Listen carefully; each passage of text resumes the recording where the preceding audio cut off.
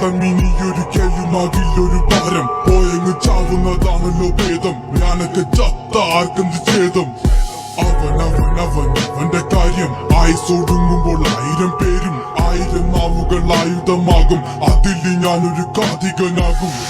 തനിക്ക് താനും പോരക്ക് തൂണും പരക്കം പാച്ചിലിനൊടുക്കമാകും. അടക്കം പറച്ചിലൊക്കെ പ്രാകും. പതുക്കെ പതുക്കെ എല്ലാരും പോകും. ഓരോന്നും കൊഴിഞ്ഞു പോകും. പുറകിൽ പോണ പോക്കിലൊരു കൂവും. മുഖത ആഴക്കടല് പോലാകും. ഈ കഥ തീരുന്ന വരെയും നോവും. ഭാരങ്ങൾ ചുമക്കുവാനായി വിധിക്കപ്പെട്ടവന. പല വഴിയിൽ ചതിക്കപ്പെട്ടവൻ. വിവിധ തരത്തിൽ ഒതുക്കപ്പെട്ടവന. അനുഭവത്തിൽ ഒതുക്കം വന്നവൻ.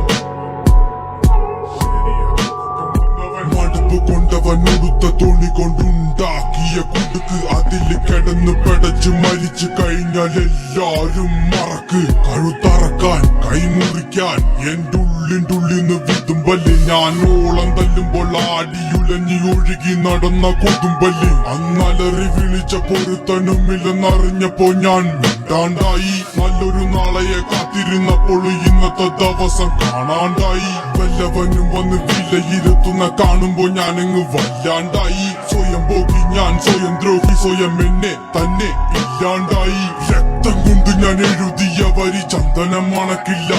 കരുത്ത ക്ഷത്രിയനല്ല ശക്തനല്ലെന്ന സങ്കടം എനിക്കില്ല. മുഴുത്ത ചക്ക വീണപ്പോ ചത്ത മൊയല് കൊമ്പുകൾ എനിക്കില്ല. ഈ പിത്ത തടിയിൽ കത്തിക്കേറിയാലും പൊട്ടിക്കരയില്ല. ഞാനിന്ന് മരിച്ചു മണ്ണടിഞ്ഞവന. ഹരിച്ചു കുടിച്ച് കെണിച്ചു വന്നിട്ടും കണക്കുകളൊക്കെ പിഴക്കുന്നല്ലോടാ.